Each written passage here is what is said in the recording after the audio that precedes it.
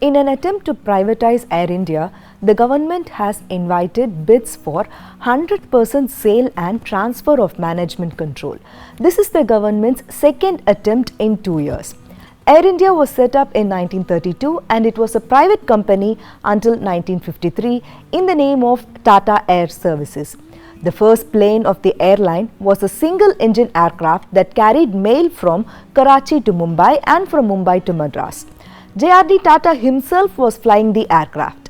Later, it ran as a 6-seater passenger aircraft in 1938. The business grew very well and it got the reputation of one of the best airlines in the world. In 1953, Jawaharlal Nehru passed a law that nationalized the airline. This is how Tata Airlines became Air India. Even after nationalizing the company, they allowed JRD Tata to be its chairman. Because of him, the airline still maintained its quality of service until 1977. After that, it was downhill for the company. Air India was beginning to be known for not being punctual, unclean toilets, sometimes rude staff and unavailability of certain facilities. As the business environment was a government environment, the brand did not practice work ethics, thereby gaining the mistrust of passengers. Government of India has now decided to sell Air India with no government member on board and no equity. It actually is a good thing that the government has decided to completely give up Air India. The entity has a debt of 80,000 crore. Air India was once a very popular airline and was the only carrier for a long time in India. But in the last 4 decades, the brand has been going downhill. When other air carriers started to operate from India, Air India was not able to keep in par with the competition. In 2004, a series of bad decisions like acquisition of more aircraft, which was not affordable, and the merger with Indian Airlines fastened the downfall. Air India's financial situation was first made public in June 2009. Instead of taking care of the lack of strategic and operational direction within the airline, they decided to focus on a financial package.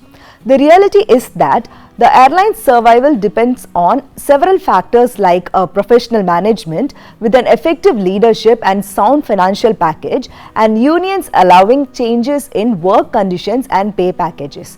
To top it all those should not come with political interference in its day-to-day operations. In 2017, Niti Aayog recommended disinvestment, but the government decided to retain 24% equity and also wanted the acquirer to absorb a major chunk of the non-aircraft related debt. Obviously, this offer found no takers. And in 2018, it offered potential buyers 76% stake in the business. This was seen as a factor that put off buyers at that time. Not even a single private player had shown interest. Finally, the government has now decided to sell 100% of the Air India stakes. In India's aviation market right now, more than 47% is with Indigo Airlines, 15% of the market is with SpiceJet. Air India is just over 12% of the market right now, and that would go down even further if more planes are obtained by Indigo, SpiceJet and GoAir.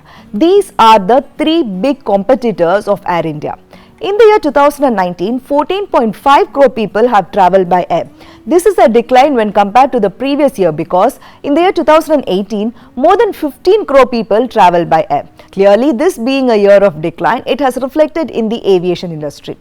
Indian aviation market is actually a booming sector. Air India has 145 aircraft.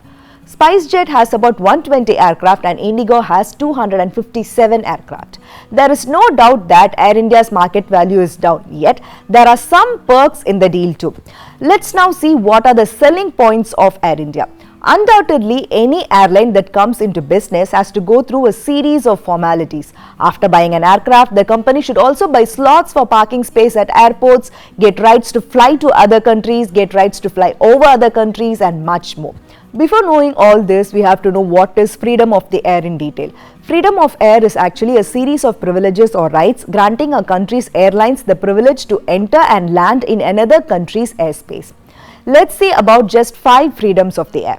The first freedom of the air is the right or privilege given by a particular country to an international air service to use the airspace of that country without landing there. In simple words, for an international airplane to fly over a country or several other countries, in order to reach their destination, they should get the permission of all those countries to fly over the territory in their airspace. For example, a flight leaves for UK from Mumbai. In the map, we can see the flight path and it has to fly over several countries like Iran, Turkey, Romania, Austria, Germany. Only after signing treaties with all those countries, this flight can fly over these territories to reach the destination. If, for an instance, Romania refuses to sign the treaty with the airline, then the airline should sign treaties with Ukraine and Poland or Greece, Italy and France to fly through their airspace. We should also remember that after Pulwama attack, Pakistan told that no aircraft of India should fly over Pakistan. This means that Pakistan has denied India to get the first freedom right.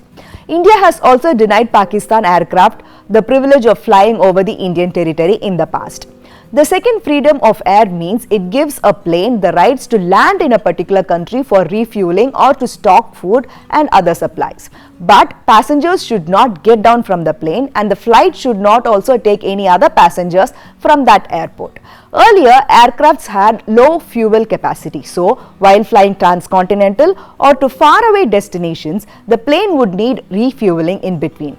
Since the aircrafts are upgraded now, there would be no need for an aircraft to stop for fuel and this clause is invalid now. The third and fourth freedom of air are interrelated.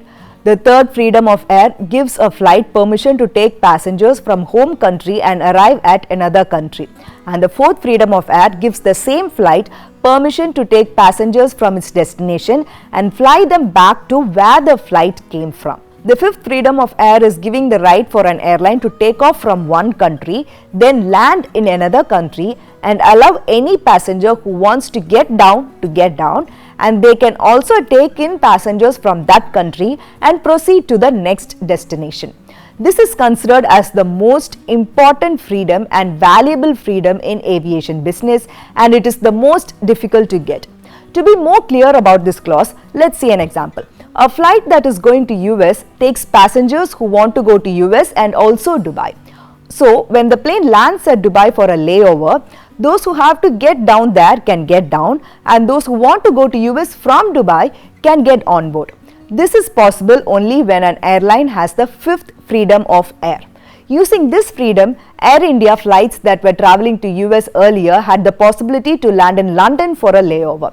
So people who wanted to go to US or London took the same flight as Air India had the privilege of discarding its paying passengers at London on the way to US. But later, this particular India Heathrow US route was leased to Kuwait Airways. Since then, Air India flight has not been able to use this freedom with the Heathrow Airport in London. This route is very difficult to get, yet Air India started to seek rent by leasing this route to other airlines. These slots are so expensive that once Jet Airways sold the slots to Etihad Airways when it needed money and got a lump sum amount, then used that money to get the same route on lease. Coming back to the selling points of Air India, it has many slots for parking space in several airports all over the world. Another value for Air India is overseas flying rights. Overseas flying rights are actually very complicated and it is negotiated with several countries. Overseas flying rights are actually outcome of the freedom of air that we just saw. So, the Air India flight actually has signed bilateral treaties with many countries to use their airspace while flying international and transcontinental. Air India has such important slots all over the world including Paris, Brussels, Geneva, etc. Since Air India was the only airlines operating in India for a long time, the company had gotten many such important slots all over the world. So, that is also an added value for any buyer that plans to buy the brand, as whoever buys Air India, they will get these slots also. Jet Airways was an airline with much market value than Air India, but it was shut down when the company went bankrupt with a debt of over 8,500 crore rupees.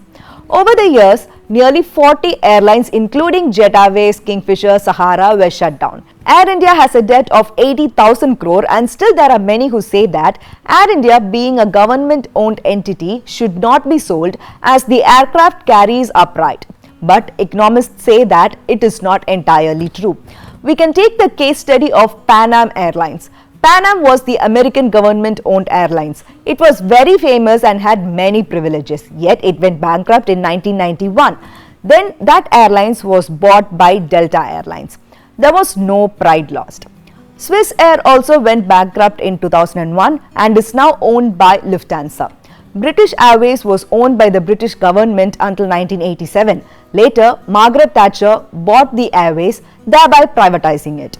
As we now see that airlines owned by several other governments have also been bankrupt and bought by other companies, selling Air India completely is not a bad move.